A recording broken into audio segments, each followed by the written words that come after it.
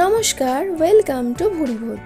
Chowmein এখন বাঙালির ঘরের খাবার হয়ে গেছে। তার বিদেশি পরিচয় ছেড়ে বাড়িতে মায়ের হাতের বানানো ঘরোয়া চাউমিন হোক কিংবা রাস্তায় বেরিয়ে দোকানের স্টাইলের চাউমিন আমাদের পছন্দের তালিকার প্রথম দিকেই থাকে। আজকে আমি দেখাবো কিভাবে ঘরোয়া পদ্ধতিতে দোকানের মতো চাউমিন বাড়িতেই বানিয়ে ফেলা যায়, খুবই সহজে।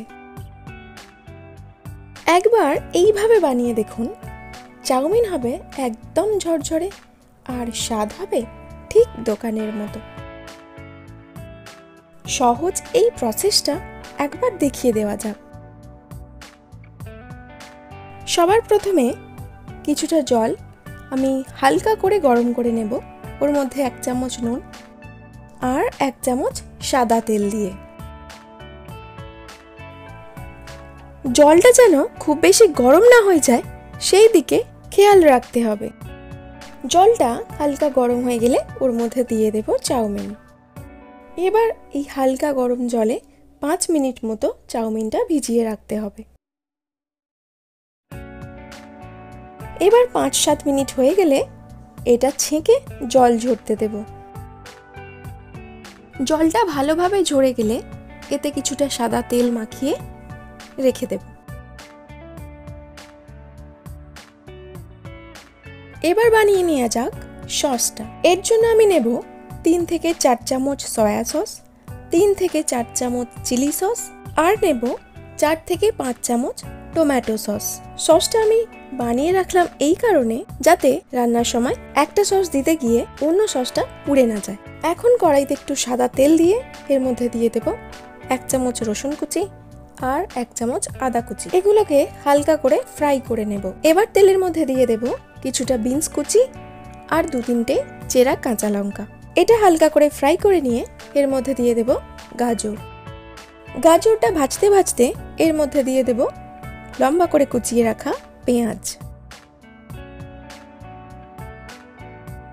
এটা কয়েক সেকেন্ড নাড়াচাড়া করে নিয়ে এর মধ্যে দিয়ে দেব ক্যাপসিকাম আর রেড বেল পেপার, যদি থাকে দেবেন। আর দিচ্ছি কিছুটা বাঁধাকপি।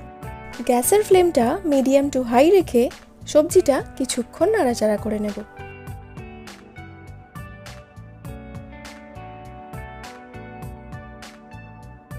এবার 1 মিনিট হয়ে গেলে সবজির মাঝখানটা একটু ফাঁকা করে কিছুটা তেল দিয়ে এর মধ্যে 2টো ডিম দিয়ে দেব। ডিমের উপর থেকে ছড়িয়ে দেব কিছুটা নুন আর কিছুটা গোলমরিচ। ডিমটা প্রথমে একটু এইভাবে নাড়াচাড়া করে নিয়ে বাকি সবজির সঙ্গে মিশিয়ে নেব।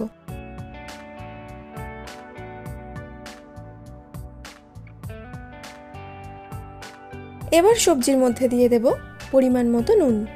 চাউমিনটা সিদ্ধ করার সময় একটু নুন দিয়েছিলাম আর সসেও কিছুটা নুন থাকে, তাই নুনটা এখানে বুঝে শুনে দিতে হবে। এবার এর মধ্যে দিয়ে দেব 1 চামচ ভিনিগার। আগে থেকে বানিয়ে রাখা সসটাও এর মধ্যে দিয়ে দেব। এবার সসের সঙ্গে সবজিটা ভালো করে মিশিয়ে নিয়ে এর মধ্যে দিয়ে দেব আগে থেকে সিদ্ধ করে রেখে দেওয়া চাউমিনটা। দেখুন চাউমিনটা কতটা ঝরঝরে হয়েছে। চাউমিনটা যেভাবে সিদ্ধ করার কথা বললাম এইভাবে সিদ্ধ করলে আশা করি আপনার চাউমিনটাও এরকমই ঝরঝরে থাকবে। চাউমিনটা ভালো করে নাড়াচাড়া করে নেবার পর উপর থেকে দিয়ে দেব 1 চামচ গোলমরিচের গুঁড়ো। এবার আরও একবার ভালো করে মিশিয়ে নেবার পর এর মধ্যে দিয়ে দেব খুব সামান্য 1 চিমটি গরম মশলার গুঁড়ো। মশলাগুলো ভালো করে মিশিয়ে নেবার পর উপর থেকে ছড়িয়ে দেব বেশ কিছুটা বাদাম ভাজা।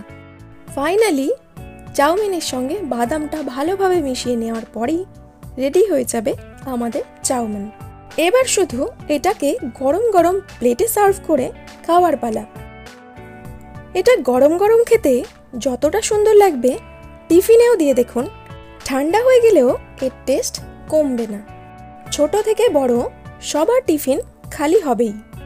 একদম দোকানের মতো স্বাদ বাড়িতেই বানিয়ে দেখুন এই রেসিপিটা। কেমন লাগলো আমাকে জানাবেন। আজ তাহলে আসি, দেখা হবে নতুন কোনো রেসিপি নিয়ে। ততক্ষণ ভালো থাকবেন।